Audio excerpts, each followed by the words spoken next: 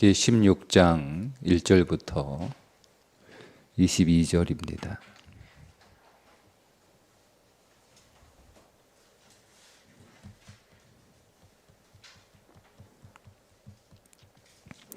욥이 대답하여 이르되 이런 말은 내가 많이 들었나니 너희는 다 재난을 주는 위로자들이로구나. 헛된 말이 어찌 끝이 있으랴. 네가 무엇에 자극을 받아 이같이 대답하는가. 나도 너희처럼 말할 수 있나니 가령 너희 마음이 내 마음 자리에 있다 하자. 나도 그럴듯한 말로 너희를 치며 너희를 향하여 머리를 흔들 수 있느니라. 그래도 입으로 너희를 강하게 하며 입술의 위로로 너희의 근심을 풀었으리라. 내가 말하여도 내 근심이 풀리지 아니하고 잠잠하여도 내 아픔이 줄어들지 않으리라. 이제 주께서 나를 피로하게 하시고 나의 온 집안을 패망하게 하셨나이다.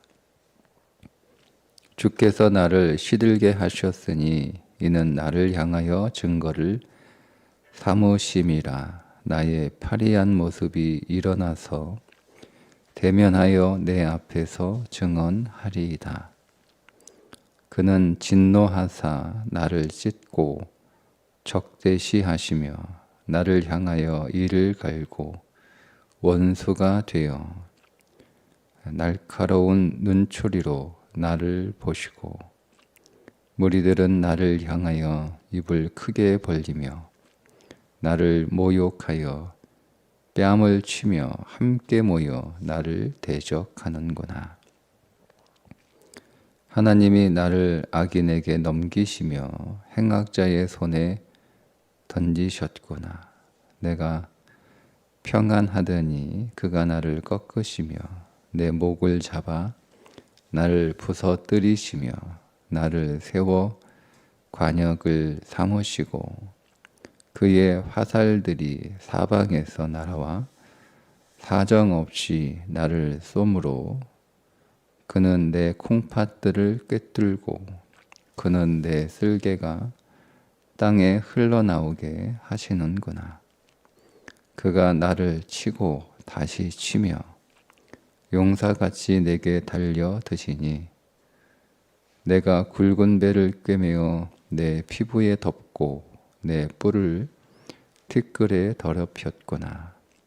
내 얼굴은 울음으로 붉었고 내 눈꺼풀에는 죽음의 그늘이 있구나.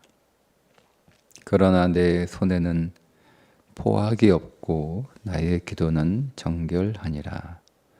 땅아 내 피를 가리지 말라. 나의 부르짖음이 쉴 자리를 잡지 못하게 하라. 지금 나의 증인이 하늘에 계시고 나의 중보자가 높은 데 계시니라.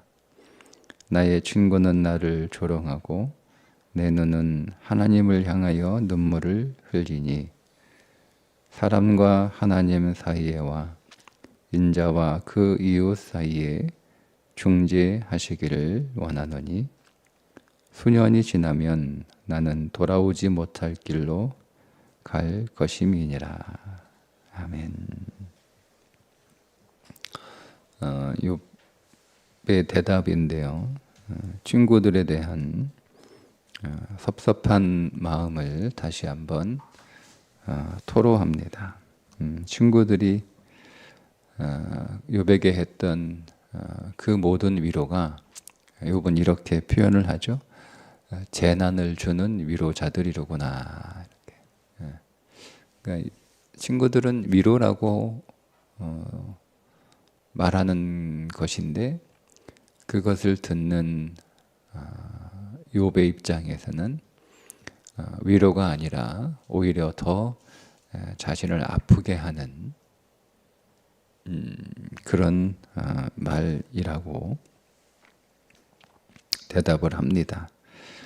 그런데 3절에 보면 헛된 말이 어찌 끝이 있으랴. 네가 무엇에 자극을 받아 이같이 대답하는가? 예. 친구들은 어떤 그 경험에서 나오는 말이고 또 지식에서 나오는 말이고 또 율법으로 하는 말들 이어서 다 맞는 말이잖아요. 다 논리적으로 틀린 말은 하나도 없다라고 할 만큼 그 내용으로만 보면 틀린 말은 하나도 없다라고 보여지는 그 말을 욥은 지금 뭐라고 얘기하냐면 너희가 감정적으로 얘기한다 이렇게 얘기하는 거예요. 3절의 대답이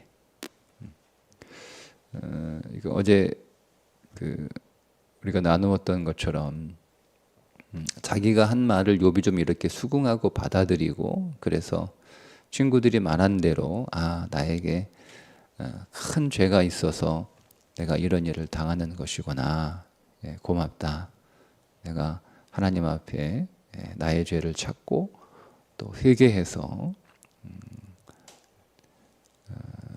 내가 용서를 받아야겠다. 이렇게 하면 친구들이 좋았을 텐데 계속 욥이 나는 죄가 없다. 이런 고난을 당할 만한 죄가 없다. 내가 물론 죄가 하나도 없는 것은 아니지만 이런 일을 당할 만큼의 죄는 없다. 자꾸 이렇게 얘기하니까 친구들이 계속 이제 화가 나서 결국 위로하러 왔다가 이제 욥을 이기려고 하는 그런 상황까지 되었다라고 어제 우리가 말씀을 나누었잖아요. 그게 이제 욥에게는 감정적인 말처럼 들리는 거예요.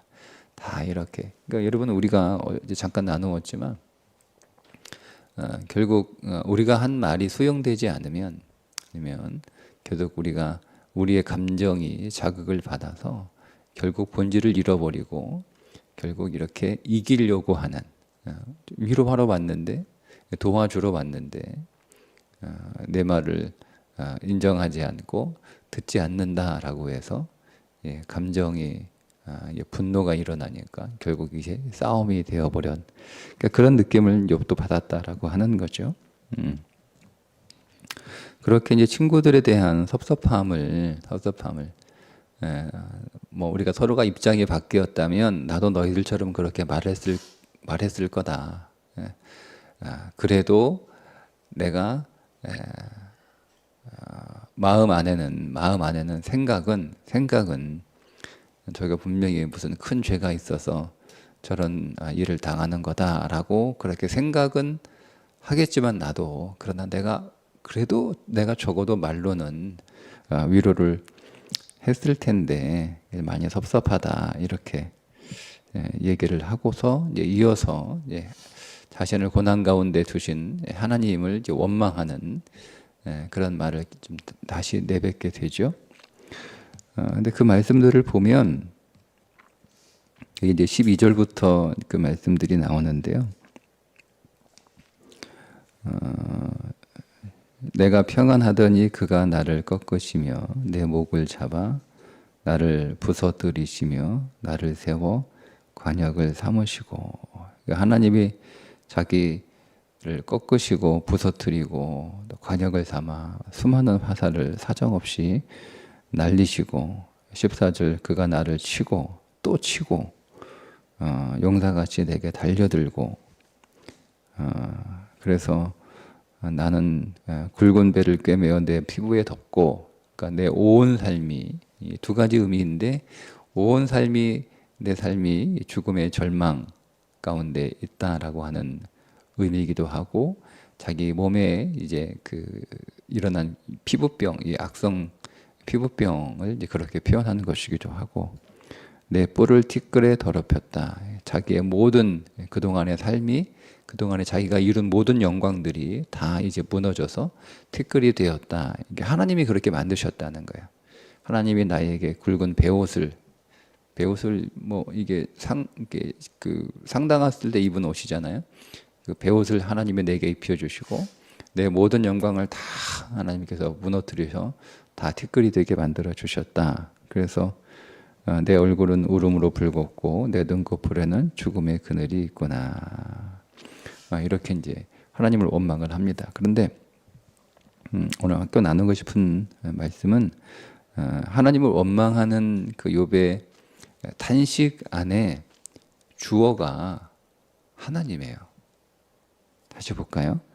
내가 평안하니 그가 나를 꺾으시며.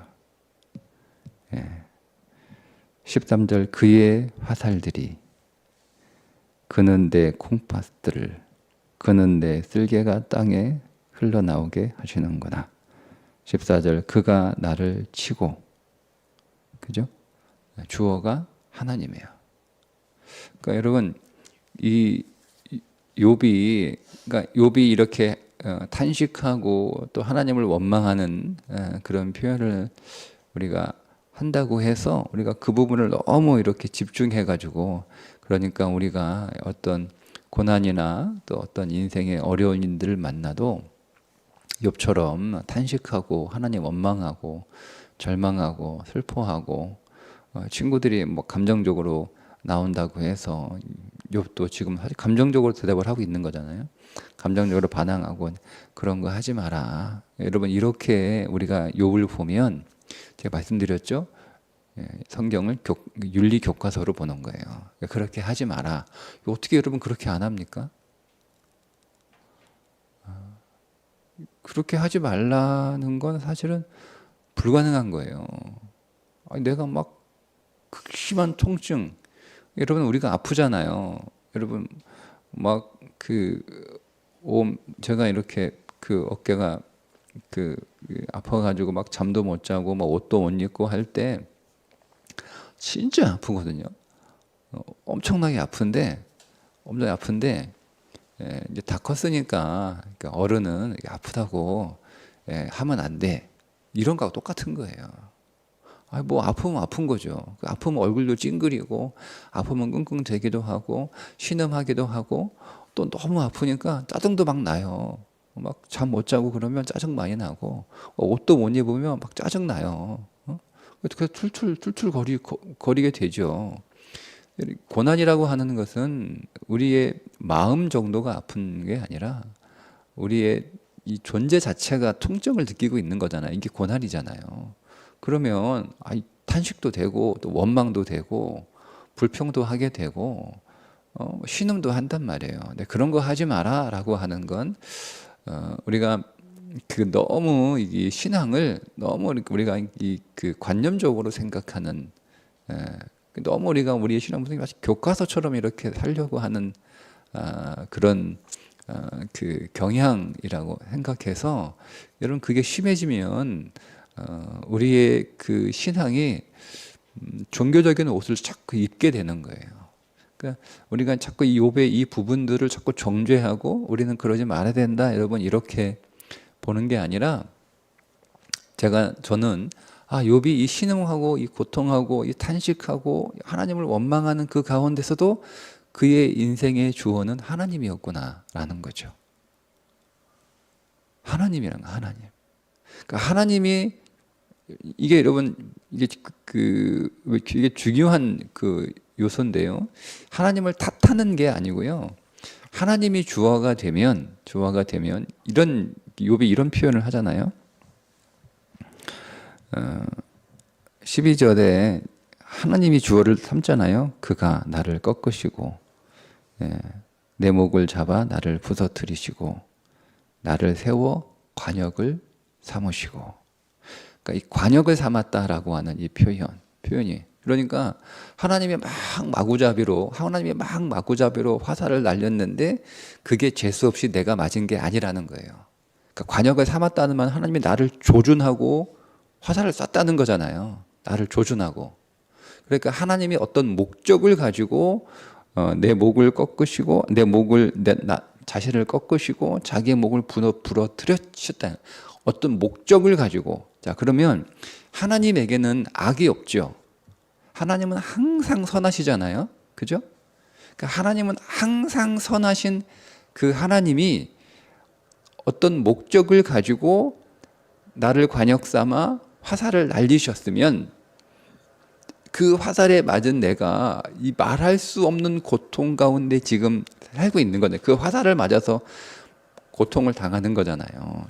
근데 그게 하나님의 관역이니까 하나님의 선하신 목적이 분명히 있다는 거예요. 지금 모르겠는데, 지금은 그건 잘 모르겠고, 사실 그 목적이 내게 하나님에게 분명히 선한 것이긴 하지만 지금 당장은 너무 아프고 너무 힘들고 너무 고통스럽고 심지어 이제 욥이 처음에 기도했던 것처럼 차라리 내가 죽는 게 낫겠습니다라고 할 만큼 그렇게 고통스러운 것이지만 그러나 분명히 목적이 있다는 거예요. 그러니까 이게 우리가 욥에게서 봐야 될, 그러니까 우리가 욥에게서 우리가 교훈 삼아야 되고 우리가 우리에게 적용해야 될 건 탄식하지 말고 원망하지 말고 불평하지 말고 짜증내지 말고 이거 하지 말라가 아니에요. 여러분 그거는 사실은 의미가 없잖아요. 의미가 없잖아요. 우리가 몸이 아파요. 제가 이렇게 어깨가 아파요. 어깨가 아파. 그러면 어깨가 아프면 이런 거예요. 제가 자다가 막 신음하고 막 때로는 막 한숨도 쉬고 옷 입다가 막 옷을 못 입겠으니까 막 승질을 내고 그러면 옆에 있는 아내가 왜 승질 내? 응? 아이고 다 뭐 애들도 아니고 아픈 사람이 그거 자기가 잘못해가지고 몸 관리 잘 안 해가지고 그렇게 그런 거 가지고 그거 자꾸 짜증내냐고. 듣기 싫다. 짜증내지 마라. 잘 때 그냥 다른 방 가서 자라. 자꾸 깨가지고 끙끙거리고 그러니까 나도 잠 못 자 깨고 그러냐. 이렇게 얘기하는 거 똑같은 거예요. 그러니까 그럼 내가 그러니까 내가 이 다 큰 어른이 아프다고 애들처럼 끙끙대고 불평하고 짜증내고 그러면 안 되지. 그냥 아파도 가만히 있어야지. 아파도 아픈 척하지 말아야지. 이렇게 하는 거예요. 그게 여러분 맞습니까? 아니잖아요. 내가 왜 아프지? 내가 그렇게 운동하라고 그랬는데 운동 안 해가지고 내가 이렇게 결국 이 사단이 났구나. 진작 신호가 왔을 때, 좀 불편했을 때 갑자기 저도 아픈 게 아니거든요.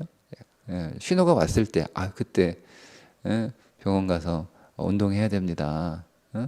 지금 이제 주사 이렇게 가지고 통증은 줄여 놓는데 운동하셔야 돼요. 이렇게 의사가 얘기할 때 그때 정신 차리고 빨리 운동했어야 되네. 조금 아플 때 운동했어야 되는데. 근데 그게 이걸 어떻게 좀 내가 아픈 원인과 이유를 그게 어떻게 앞으로는 계속 이제 안 아프게 되고 회복 이거를 좀 찾아야 되는 게 그게 여러분 옳은 거잖아요. 그런 것처럼 우리가 불평하지 말아야 돼. 절망하지 말아야 돼. 슬퍼하지 말아야 돼. 울지 말아야 돼. 여러분 그런 게 아니라 분명히 하나님이 나에게 목적을 가지고 화살을 날려서 내가 그 화살에 맞은 거라는 거예요. 그러니까 왜 하나님 나한테 화살 쏴가지고 날 고통스럽게 하세요? 이게 아니고 욥의 이 그 탄식 안에 깔려 있는 메시지는 뭐냐면 하나님의 목적이 있다는 거예요. 그러니까 이게 하나님을 주어로 삼는 인생이라는 의미예요. 여러분 우리가 우리 인생의 모든 주어가 하나님이 되면 시선이 바뀌는 거예요. 하나님이 하셨다는 거예요. 여러분 하나님이 하셨다라고 하는 것은 하나님은 그냥 우연히 하시는 것도 아니고 막 이렇게 어떻게 말씀드린 것처럼 그냥 마구잡이로 심심해서 뭐 이렇게 화살을 쏘아서 그 화살에 하나님이 쏜 건 맞는데 그냥 내가 우연히 재수없이 맞은 게 그게 아니라는 거죠. 하나님은 정확하게 어떤 목적을 가지고 조준해서 즉 나를 관역 삼아 하나님이 나에게 화살을 날리셨으면 목적이 있다는 거예요. 이유가 있다는 거예요. 근데 그 하나님 안에는 악이 조금도 없잖아요. 하나님에게는 어둠이 조금도 없잖아요. 하나님은 항상 선하시고 하나님은 항상 빛이시고 하나님에게는 항상 의로운 거예요. 그게 하나님이에요. 그러니까 지금 내가 말할 수 없이 남들은 맞지 않는 화살에 맞아서 정말 말할 수 없는 그런 고통 가운데 있지만 분명히 하나님의 목적이 있을 것이다 라는 거예요. 이게 하나님을 우리 인생의 주어로 삼는다라고 하는 의미예요. 제가 오늘 여기서 말씀드리는 그 의미가. 그러면 여러분 누가 나의 마음을 아프게 했어요. 내 마음을 내가 심히 아프게 했어요. 근데 그 사람이 그렇게 한 게 아니라 그 사건의 주어는 하나님인 거예요. 하나님이 그 사람을 통해서 나를 아프게 하셨구나. 하나님이 이 사건을 통해서 나에게 고통을 주셨구나. 나를 힘들게 하셨구나. 이렇게 여러분 우리가 이렇게 믿게 되면 그럼 하나님의 뜻이 있겠지. 하나님의 목적이 있게. 하나님이 괜히 나를 이렇게 하진 않으시겠지가 되는 거예요. 근데 만약에 저 사람이 나를 아프게 했어. 저 사람이 나를 힘들게 했어. 이 사건이 나를 고통스럽게 했어. 라고 사람이나 사건이 주어가 되면 그냥 거기에서는 우리가 그냥 분노하고 감정적으로 그 사건을 대하는 것으로 끝나는 거예요. 그러니까 옳지 않은 거죠. 사람이나 사건이 주어가 되면 그 사건은 옳지 않은 거예요. 일어나서는 안 되는 거고 힘든 거고 나쁜 거고 그러는 거예요. 그래서 빨리 끝나야 되는 거죠. 그냥 끝나야 되는 게 전부예요. 끝나면 해결되는 거예요. 그런데 하나님이 주어가 되면 똑같은 고통 가운데 있지만 질문이 달라지는 거예요. 하나님이 왜 그렇게 하셨을까? 하나님이 분명히 목적이 있으실 텐데, 하나님이 이유가 있으실 텐데 라고 질문하게 되는 거예요. 그러니까 이 고통의 끝은 고통이 끝나고 사라지는 게 끝이 아니라 하나님의 목적이 성취되고 그 뜻이 이루어지는 게 끝인 거예요. 그러니까 완전히 다르죠. 그러니까 지금 욥이 그것을 정확하게 알고 뭐 그것을 이렇게 의도적으로 그렇게 표현했다라고 보기는 좀 어렵지만 그냥 이게 욥 안에 있는 신앙의 베이스라는 거예요. 그러니까 이거 마치 이 반사적으로 나오는 고백이라는 거죠. 그래서 욥이 신앙의 사람이라는 거예요. 그러니까 원망하지 않아서 신앙의 사람이 아니고 불평하지 않아서 신앙의 사람이 아니고 그러면 우리가 일정에서 원망하지 않아 입술로 범죄하지 않아 근데 보세요 여러분 갈수록 그의 고통이 심해지고 고통만 가할 때는 그래도 견딜만 한데 앞에서 막 사람이 막 이래라 저래라 막 이렇게 다 입을 떼니까 그때 결국 이제 욥도 이제 결국 원망하잖아요.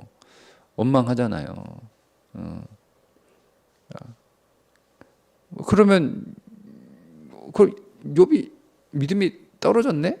이렇게밖에 이게 더 보여요.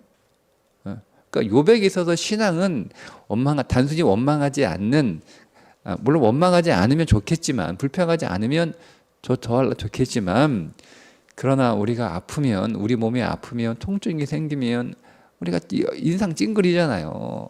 아파봐요. 인상 찡그리죠.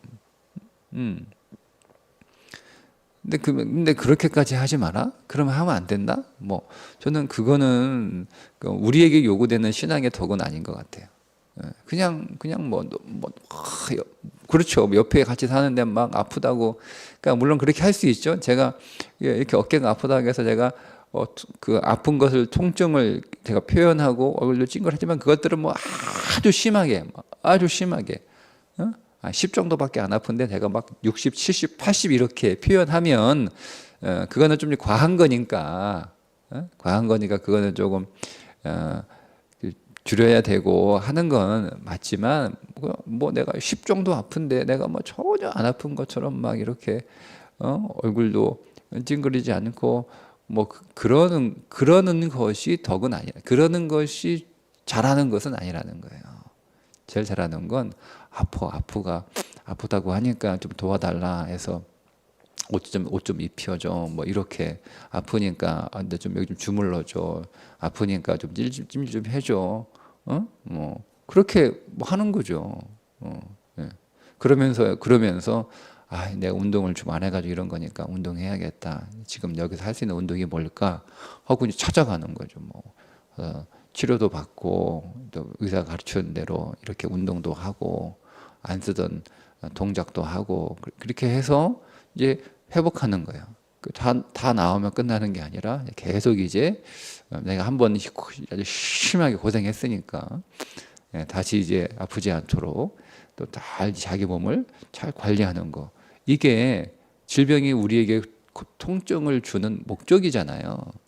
몸이 우리에게 아픈 통증을 주는 거잖아요. 아프다는 신호를 주고 처음에 신호를 줬을 거 아니에요. 내 몸이 저에게 분명히 저에게 신호를 줬거든요. 아팠어요.